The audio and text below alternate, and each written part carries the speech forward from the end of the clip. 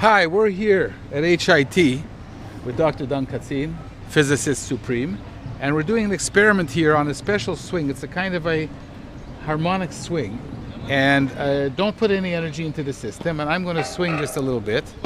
I love swinging. And now I'm kind of swinging you, am I not, Dahn? Yes, you are. Okay, can you explain to the viewers how we are swinging? Now you're swinging me now. And then I'm going to swing you. Yes.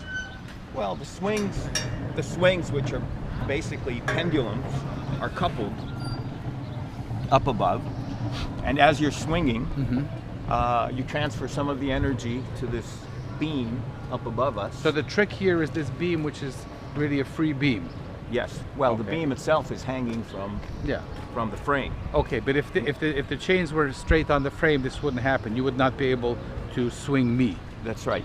Okay. Well, that's also not totally accurate. 99.9%. But since the coupling would be, we would basically be decoupled. Okay. The swings would be decoupled, but there is a certain amount of coupling. I mean, what we discussed with the building now next door, where you push it and it has some effect. So even this would have an effect up here. But a very minor one. Well, it's negligible, just like you can't feel the seismic effects. So what we talked about earlier when we tried and moved the design building. That's right. Unsuccessfully. Right. Or actually minor, with minor success. That's right, with negligible. Okay, so can you explain to us why I swung and then you swung? So how does the energy move across here, and how does it know how to go back and forth between us? Well, the swing is connected to this beam here up above. All right. And as you're swinging, it pulls on the beam, right? Okay, so it'll pull on it one way, and as you swing, it pulls on the other way. Since the beam is hanging from the frame, then the beam starts to swing. As the beam swings, then it starts to make this swing. Okay, but it could, if you get up for a minute, I'll show you the other effect. Yeah. And that is that if you're not sitting here, yes, and I just move this, then it actually will eventually make this swing move together in motion with it, and not one swinging the other. So this is a very strange phenomenon here. Look,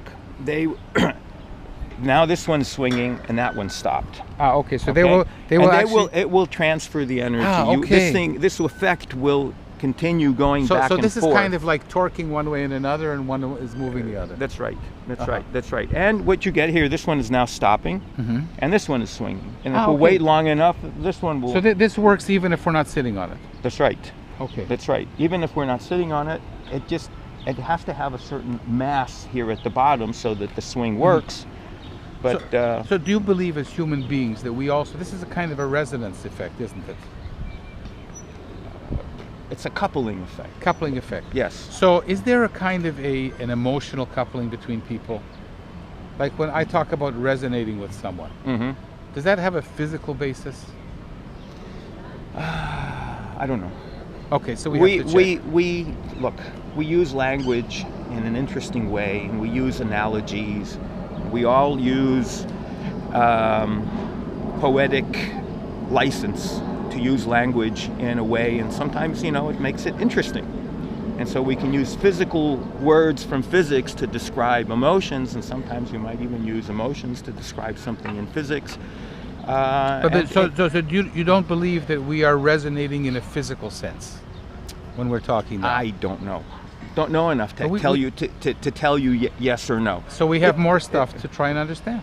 Oh, we have lots of stuff to understand. Okay. We understand very little. Okay, let's go have a look at another thing we understand very little of.